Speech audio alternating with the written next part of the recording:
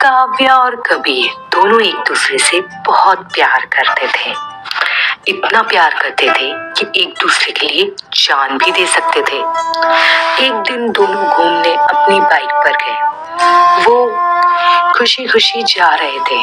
वो दोनों बहुत खुश थे एक दूसरे के साथ। ठंडी हवा चल रही थी, इसीलिए कबीर ने बाइक तेज कर ली जिससे हवा अच्छी लगे। थोड़ी देर बाद काव्या ने कहा कि कबीर, बाइक थोड़ी धीरे करो, मुझे डर लग रहा है बहुत ज्यादा। कबीर ने कहा कि मैं बाइक धीरे करूंगा, पर मेरी एक शर्त है। पहले तुम ये मेरा हेलमेट तुम पहनो। काव्या को समझ नहीं आया, पर फिर वो मान गई और उसका हेलमेट पहन लिया।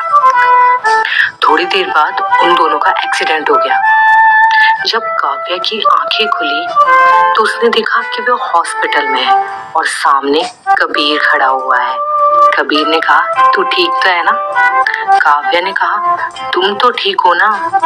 कबीर ने कहा, मैं तो बिल्कुल ठीक हूँ। चल ठीक है, अब मैं चलता हूँ।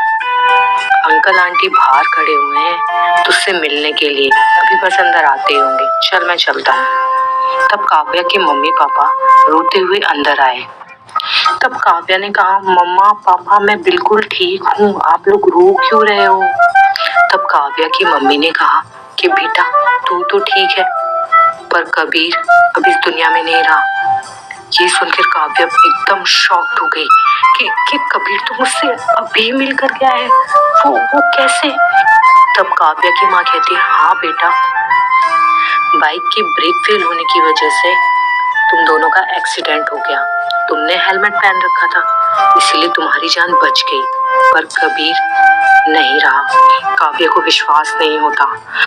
तब काव्या को कबीर की लाश दिखाई जाती है। तब उसे समझ में आता है कि कबीर ने उस दिन उसे हेलमेट क्यों दिया था, और अभी जो उससे मिल के गया वो कबीर की रूह थी जो उसे आखिरी अलविदा कहने आई थी। काव्या सिर्फ रोती रह जाती है और सिर्फ एक बात कहती है कि तुम एक बार तो कहते कि ब्रेक फेल हो गए हैं, हम दोनों साथ में ही मर जाते, मुझे क्यों बचाया?